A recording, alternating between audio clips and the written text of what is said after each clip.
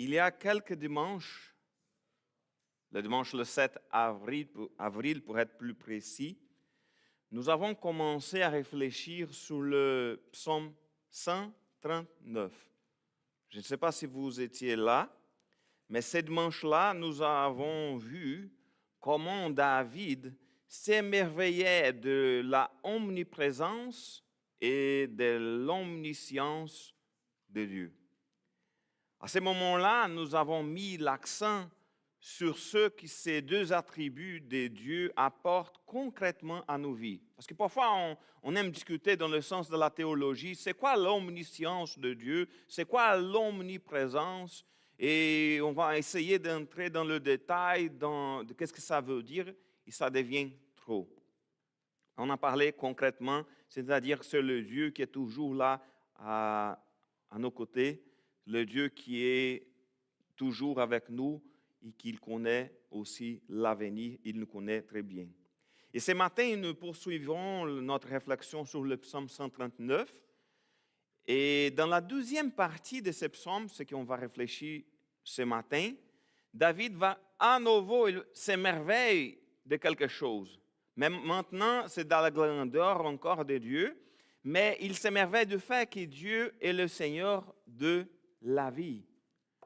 Parce que le début, il parlait, oui, c'est le Dieu qui est partout, c'est le Dieu qui connaît tout, mais il est aussi le Seigneur de la vie.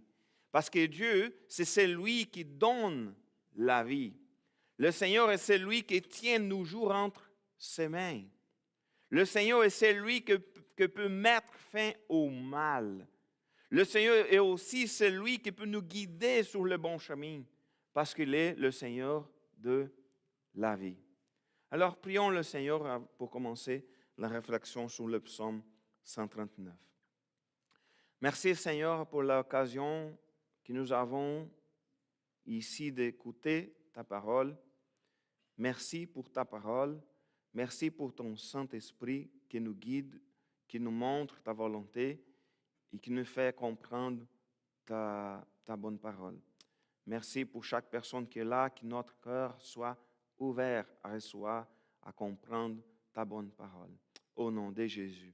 Amen.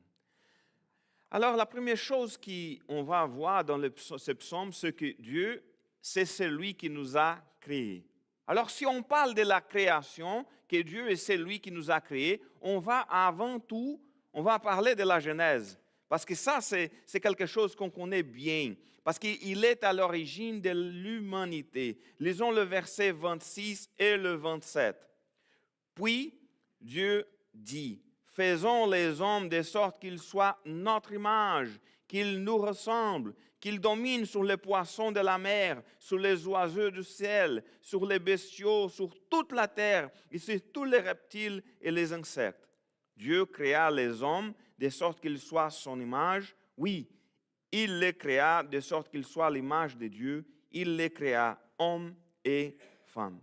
Alors, le début de cette question qu'il va commencer à parler ici, on pouvait penser, OK, mais le texte, il va nous apprendre que le Seigneur est le Créateur, qu'on a été créé par Dieu, que Dieu est celui qui nous a créés. Mais ça ajoute des informations parce qu'on pourrait simplement penser qu'il a créé l'humanité. Parce qu'ici, il est question que Dieu a créé l'homme et la femme à l'image et la ressemblance de Dieu.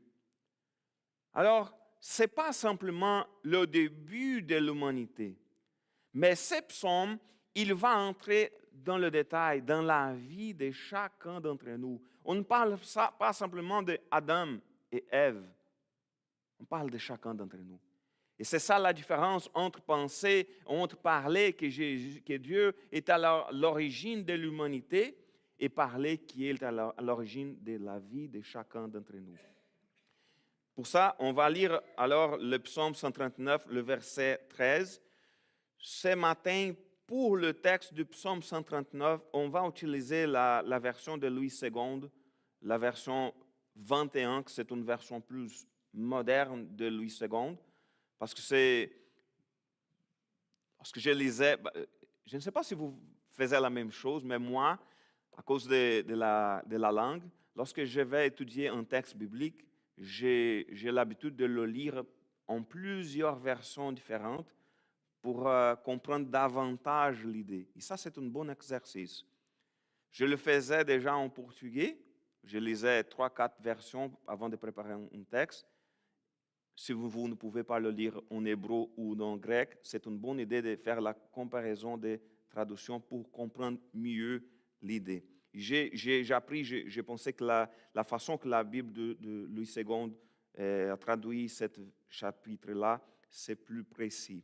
Alors on va au verset 13, il est écrit, « C'est toi qui as formé mes reins, qui m'as tissé dans le ventre de ma mère. » Alors, il n'est plus simplement question de parler que Dieu est à l'origine de l'humanité, mais David, lorsqu'il a écrit ce psaume, il a dit, écoute, c'est Dieu qui m'a formé mes reins, c'est lui qui m'a tissé dans le ventre de ma mère.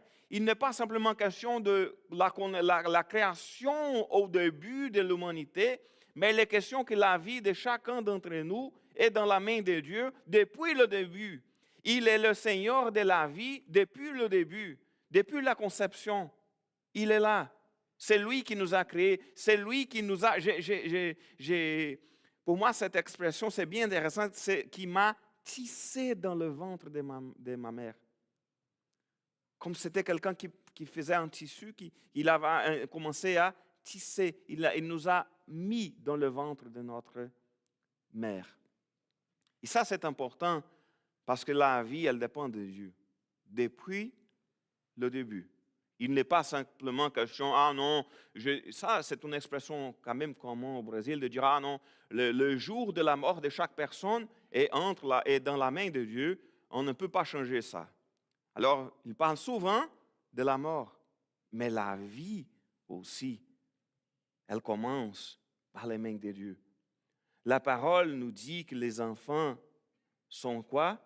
Sont des cadeaux de Dieu pour une famille. Il y a des cadeaux qui donnent parfois beaucoup de travail, mais ce sont des belles bénédictions de Dieu, des cadeaux que le Seigneur nous donne. Alors parfois, il y a des parents, on n'a pas d'enfants. Pourquoi? Je ne sais pas. C'est la vie. Il y a des gens qui vont recevoir ces cadeaux-là et des autres ne vont pas recevoir ces cadeaux. Mais la question, c'est que c'est le Seigneur qui nous a formés. Il a formé chacun de nous. Si je suis comme je suis, c'est Dieu qui m'a formé. Je ne peux pas changer. C'est Dieu qui m'a formé de telle façon. Ensuite, il va mentionner, et le verset, pardon, j'avais oublié de passer, et le verset 14, au début, j'ai trouvé quand même bizarre. Mais ensuite, si on va analyser dans le contexte, on va comprendre un peu plus ce qu'il voulait dire. Parce qu'il va dire, OK, c'est toi qui m'as formé. Et au verset 14, il dit, j'ai été lu de ceux que je suis une créature si merveilleuse. Ça a l'air un peu comme si on lit ce texte hors de contexte, on va penser, mais c'est quoi David? Ça c'est de l'orgueil. C'est quoi que tu parles? Je suis une créature si merveilleuse. Tes œuvres sont admirables et je les reconnais bien. Alors, hors de contexte, on pouvait dire, mais c'est quoi? Si on écoute quelqu'un dire, ah non, Dieu m'a créé, il m'a formé mes reins, il m'a tissé de le ventre de ma mère Solange, il était là, c'est lui qui m'a formé là, et Seigneur, je t'ai lu parce que je suis une créature si merveilleuse. Mais le contexte ici, si on regarde le corps humain, si on regarde dans les détails, il n'est pas question ici de dire « Ah, je suis une personne merveilleuse ». Il est question de que la création de Dieu est parfaite. Si on regarde le corps humain dans le détail, c'est merveilleux, c'est merveilleux. On regarde le fonctionnement des cellules, c'est parfait. La façon comme le corps travaille tout entier, le cœur qui peut envoyer le sang au cerveau et au reste du corps, le poumon pour faire le changement d'oxygène avec le carbone, etc. Et c'est incroyable. Et les arbres, qui, avec la lumière du soleil, ça fait le travail au contraire. Prendre les charbons et transformer en oxygène. Si on regarde cela, écoute, c'est merveilleux. C'est quelque chose d'admirable. Tes œuvres sont admirables. Alors ici, il n'était pas question de dire, OK, Seigneur, moi, regarde, je suis vraiment beau, je suis vraiment bien. C'est Dieu est puissant. Regarde, c'est quoi qu'il a fait. Non, c'est dans le sens de l'humanité, dans le sens général. Si on regarde dans le petit détail de notre corps, ou si on regarde les choses autour de nous dans la nature, les œuvres de Dieu sont admirables, elles sont parfaites et il faut le reconnaître. Alors, il faut regarder toutes les choses autour de nous et nous rappeler que le Seigneur est le Seigneur de la vie, c'est lui qui a créé toutes les choses et que ses œuvres sont admirables. Il faut le reconnaître. Ensuite, le texte va parler qu'il nous connaît avant même notre naissance. Lisons d'abord le verset 15 et la première partie du verset 16. Mon corps n'était pas caché devant toi lorsque j'ai été dans le secret, tissé dans les profondeurs de la terre. Je n'étais encore qu'une masse informe, mais tes yeux me voyaient. C'est quoi ça? Regarde, on était encore caché pour tout le monde. Parfois, une femme, on utilise une expression ici que je trouve quand même intéressante, tombe enceinte, c'est ça? Elle tombe et est enceinte. Et j'ai trouvé bizarre la première fois que j'ai écouté, mais maintenant je comprends l'idée. Mais pour vous, probablement c'est naturel, mais pour moi c'était bizarre. Mais lorsqu'elle tombe enceinte, parfois elle n'est même pas au courant. Pendant quelques semaines, parfois des mois. J'ai connu des femmes qui ont appris qu'elles étaient enceintes après 3 mois. Ça arrive. Alors le bébé était caché dans le secret. Mais Dieu, il le voyait. Il le voyait déjà. Même lorsqu'on était là, personne n'est pas au courant qu'on est là dans le ventre de notre mère. Mais le Seigneur, il le sait. Et ça a beaucoup de liens avec ceux qui ont parlé dans le dimanche d'avant, qui ont parlé de l'omniscience, de l'omniprésence de Dieu. Parce qu'il est partout, il voit tout, il connaît tout. Alors lorsqu'il parle que j'ai encore une masse informe, mais tes yeux me voyaient, ça veut dire que rien n'est caché de Dieu, ne peut se cacher de Dieu, et qu'il nous voit depuis le ventre de notre mère. C'est ça l'idée qu'il parle ici. Et ça nous montre aussi une autre chose importante. C'est le début de la vie. On est quand même encore une masse informe, et on est déjà un être vivant. Aux yeux de Dieu, il nous aime déjà. Il nous voit déjà. Même si notre mère ne nous voit encore, même si tout le monde n'est même pas, ça se peut, au courant que la madame est enceinte, mais de toute façon, le Seigneur me voit. Tes yeux me voient. Et ça, c'est quand même important parce que c'est dans le contexte du psaume 139, ça montre que le Seigneur, il nous voit tout le temps. Tout le temps. Dans le sens, comme on parlait dimanche passé, dans le sens de s'occuper de nous garder comme un Père que nous aime. Et ensuite, il mentionne aussi qu'il nous voyait depuis le début, avant notre naissance, et aussi que nos jours sont depuis toujours devant lui. Le reste de la deuxième partie du verset 16, il est écrit « Et sur ton livre étaient inscrits tous les jours qui m'étaient destinés avant qu'un seul d'entre eux n'existe. » C'est-à-dire que chaque jour de notre vie est devant Dieu, devant lui, depuis le début. Parfois, nous pouvons être surpris par ce qui arrivera demain. Qu'est-ce qui va arriver demain? David parlait tantôt, est-ce qu'il va y avoir de la neige prochainement? Parce qu'il a déjà changé ses pneus. Nous ne savons pas. Qu'est-ce qui va arriver? On ne connaît même pas. On regarde ici, on fait des blagues concernant la météo, qui parfois on regarde la météo, ah ok, il fera beau le samedi prochain. Samedi prochain, c'est trop loin.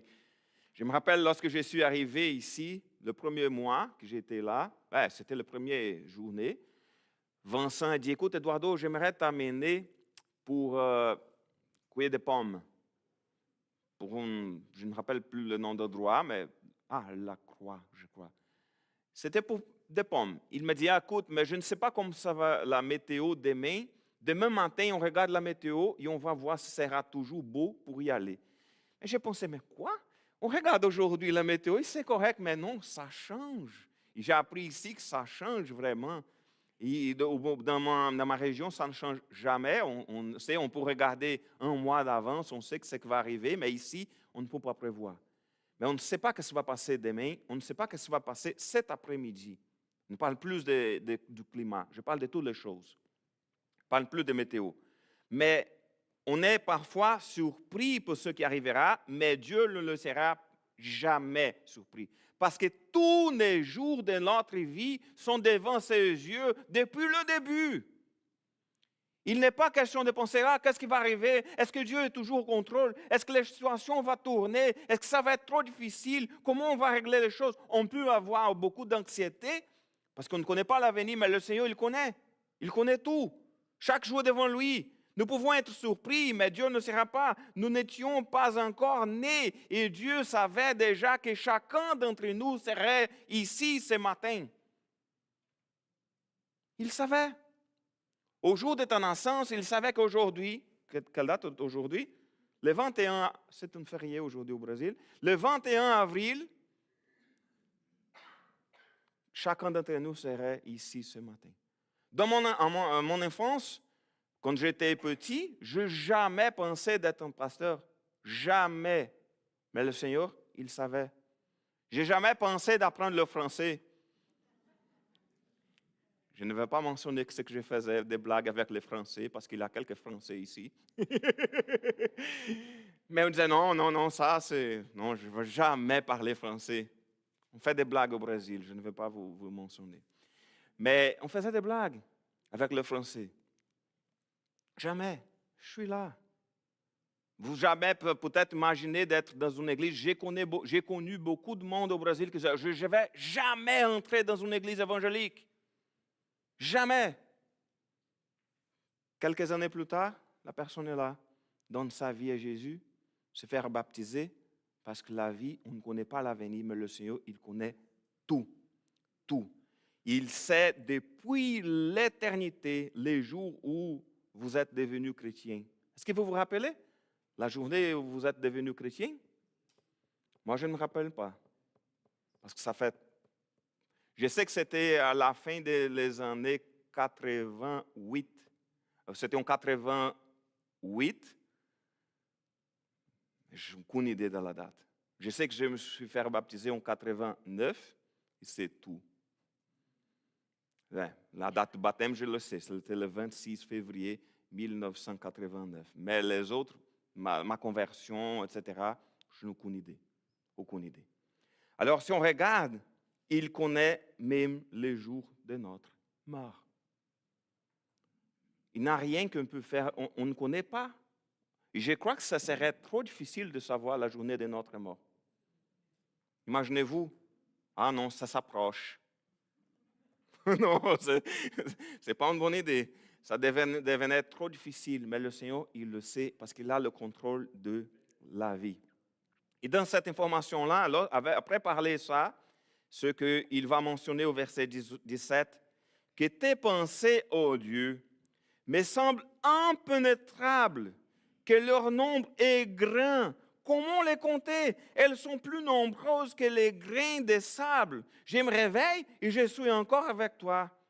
Regarde qu'ici, même sur le contexte, il commence à parler de pensée, de la question de le Seigneur de la vie, mais on est toujours lié à la réflexion du début des psaumes qu'on a fait, ça fait quelques semaines, qu'il mentionne ici la question de la connaissance de Dieu, que tes pensées sont innombrables, qu'il nous connaît avant notre naissance, qu'il nous voit toujours, que nos jours sont depuis toujours devant lui, et que ça, c'est la même chose qu'il parlait au verset 6 le dimanche passé, qu'il mentionnait que le savoir de Dieu, c'était hors de ma portée, c'était trop sublime pour qu'on puisse l'attendre.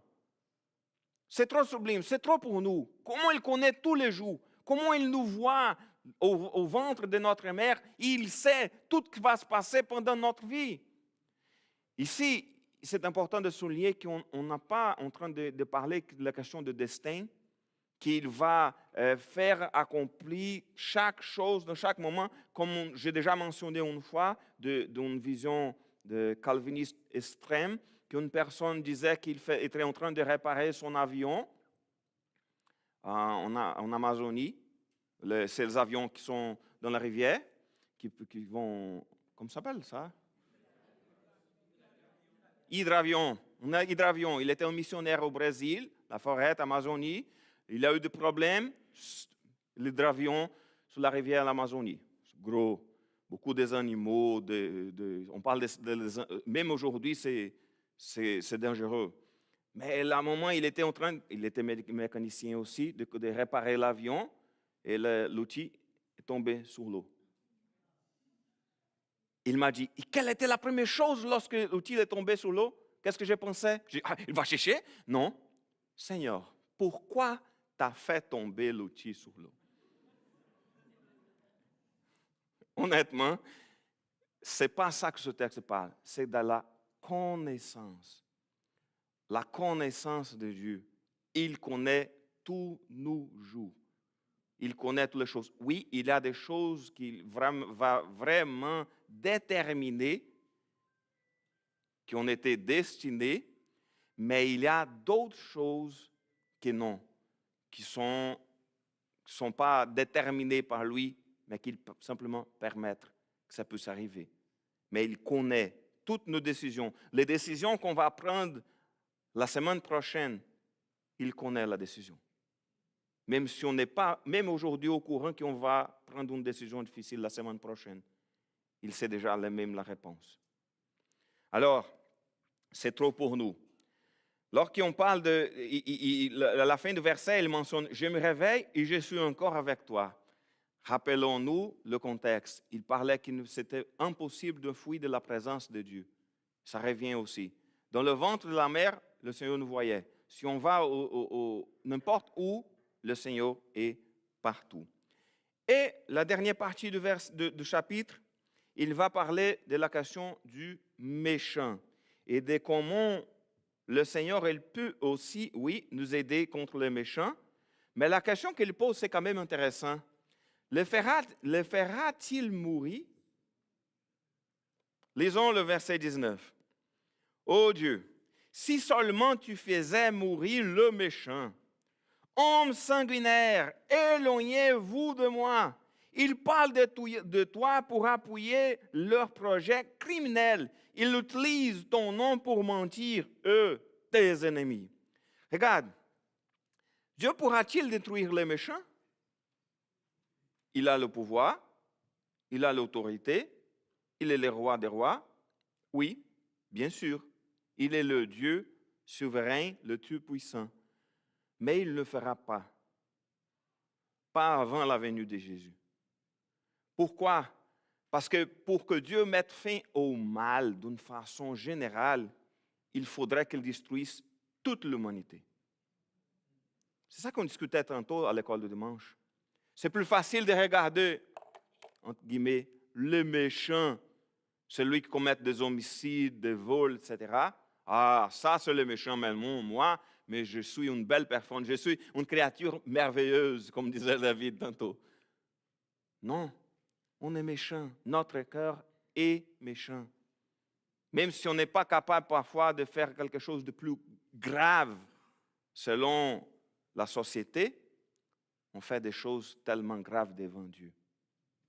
Chaque jour parfois. Alors, Dieu ne veut pas, nous pensons parfois être bons, mais nous ne le sommes pas. Nous sommes aussi mauvais. Dieu ne veut pas la destruction de l'humanité. Il veut sa transformation. Au lieu de souhaiter la destruction des personnes qui nous ont fait du mal, nous devrions prier. Prier pour le salut, prier pour leur transformation. Je ne sais pas si vous connaissez, mais j'ai déjà connu plusieurs criminels qui sont devenus des croyants. Plusieurs. Je sais pas, ici, on n'a pas la même quantité de criminels qu'au Brésil. C'est pour ça que j'imagine que peut-être qu'on n'a pas croisé quelqu'un, mais j'ai déjà parlé à plusieurs personnes qui étaient des criminels, faisaient des choses terribles, et qui aujourd'hui sont des pasteurs, par exemple. Alors, au lieu de souhaiter leur annihilation, souhaitons leur transformation. Mais nous pouvons quand même, parce qu'au début, il parlait de tuer, de faire mourir le méchant, mais ensuite, il va changer un peu sa requête pour éloignez-vous de moi. OK, ça c'est moins grave. Éloignez-vous de moi. Par contre, lorsque David, parce que c'est comme, nous pouvons comprendre cette requête comme un appel à la protection. Disons comme, c'est comme, Seigneur, protège-moi du méchant. Protège-moi, ne laisse pas leur mal m'attendre. C'est normal, c'est correct, c'est Dieu qui nous protège. Il intervient souvent pour nous protéger du mal. Mais de toute façon, tant que nous vivrons ici, sur la terre, nous continuerons à être touchés d'une façon ou l'autre par le mal. Et la question qu'il pose au verset 21, c'est quand même intéressant. Éternel, comment pourrais-je pas détester ceux qui te détestent? Ne pas éprouver du dégoût pour ceux qui te combattent. Et ça, c'est intéressant. C'est comme, Seigneur, il y a des méchants qui sont en train de me déranger. Ça serait bien si tu le fais mourir. C'était le début de la prière. Et ensuite, il dit, mais Seigneur, comment pourrais-je ne pas détester ceux qui te détestent? C'est comme, OK, leur problème, ce n'est pas avec moi simplement. Ils ont des problèmes avec toi. J'ai trouvé quand même intéressant, c'est comme une façon de faire de parler avec Dieu. Écoute, Seigneur, ce n'est pas simplement pour moi, mais c'est pour toi aussi, parce qu'ils sont des gens qui sont méchants envers toi, qui font des choses contre toi. Mais ça, quand même, c'est intéressant, parce que sa question, c'est important. Parce que parfois, s'il y a quelqu'un qui fait des choses contre une personne qui c'est très chère pour nous, imaginez-vous la personne qui vous aimez le plus dans le monde. Mais s'il y a quelqu'un qui la dérange souvent, qui la fait du mal tout le temps, qui la cause des problèmes tout le temps, quelle va être votre réaction envers cette personne-là? La tendance humaine, c'est comment pourrais-je ne pas détester ceux qui détestent mes enfants, par exemple? Comment pourrais-je ne pas détester ceux qui combattent ma femme? Alors, c'est quand même une question humaine, c'est la conséquence naturelle. On veut détester les gens qui nous font du mal et qui font du mal aussi envers les autres. Et c'est intéressant parce que David les détestait de façon absolue. Regardez, je les déteste de façon absolue. Ils sont pour moi des ennemis. C'est fort ça, mais c'est fort, mais c'est humain. Mais lorsqu'on se rappelle, et on va revenir à la Bible du Semeur, lorsqu'on se rappelle qu'est-ce que Jésus a dit en Matthieu, le chapitre 5, il a dit ceci au verset 43, « Vous avez appris ce qu'il a été dit, tu aimeras ton prochain et tu haïras ton ennemi. Eh bien, moi je vous dis, aimez vos ennemis, priez pour ceux qui vous persécutent. » Ça c'est facile? Pas du tout. C'est tellement difficile. Il va ensuite ajouter ce qui est au verset 45, qui c'est ainsi, vous vous comporterez vraiment comme des enfants de votre Père. Au verset 46, il est écrit, si vous aimez seulement ceux qui vous aiment, allez-vous prétendre à une récompense pour cela? C'est facile d'aimer les gens qui nous aiment. C'est trop facile. Les collecteurs d'impôts eux-mêmes n'en font-ils pas autant? Si vous ne soyez salués que vous, frères, que faites-vous d'extraordinaire? Les païens n'agissent-ils pas de même? Si on va aimer simplement les personnes qui nous aiment, si on va aimer simplement les personnes qui sont plus semblables à nous, qui pensent comme nous, c'est trop facile. Ce n'est pas ça la volonté de Dieu. On doit, même si dans le côté humain, c'est normal que David les détestait de façon absolue, Jésus nous met au défi de faire différemment. Et pour terminer, il nous guide sur la bonne voie. ici c'est intéressant parce qu'il regardait la méchanceté du monde. Il parlait de méchants. Et ensuite, il se tourne vers lui. Il commence une prière, je disais, de courage. Examine-moi, ô Dieu, et connais mon cœur. Parfois, quelle est notre volonté? De cacher notre cœur. Cacher. Parce qu'il y a trop de choses qu'on ne voulait pas que les gens le voient. Et David fait la prière, Seigneur, examine-moi et connais mon cœur. C'est comme le repas du Seigneur, lorsque l'apôtre Paul a mentionné à l'église de Corinthe, il a dit quoi? Qu'on devrait faire quoi avant de prendre le repas? Examiner. Ce n'est pas examiner les autres. Ah, laisse-moi voir. La personne là, elle a pris la coupe. Je vais voir si elle est bien pour prendre la coupe aujourd'hui. Je vais regarder si elle est correcte, si elle a compris toutes les choses, si elle n'a pas commis de péché ce matin, si elle est tout en ordre. La parole de Dieu ne nous demande pas de regarder les autres, mais moi, examine-moi, ô Dieu. Ce n'est pas simplement question de nous faire l'examen, mais aussi de reconnaître le Seigneur. Et ensuite, il y a encore plus de courage. Mets-moi à l'épreuve et connais mes pensées. Mets-moi à l'épreuve et connais mes pensées. Alors, s'il commence à parler, examine-moi, connais mon cœur et mets-moi à l'épreuve, c'est exactement le genre de réflexion qu'on devrait le faire. Parce que la connaissance de Dieu, de toutes les choses, ça devrait toujours nous apporter dans le sens de, regarde-moi, oui, je suis faible, oui, j'ai des péchés, mais de tout mon cœur, je veux donner ma vie dans la main, chaque jour dans la main de Dieu. Et ensuite, le verset 24, regarde si je suis sur une mauvaise voie et conduis-moi sur la voie de l'éternité. Et ça, c'est intéressant.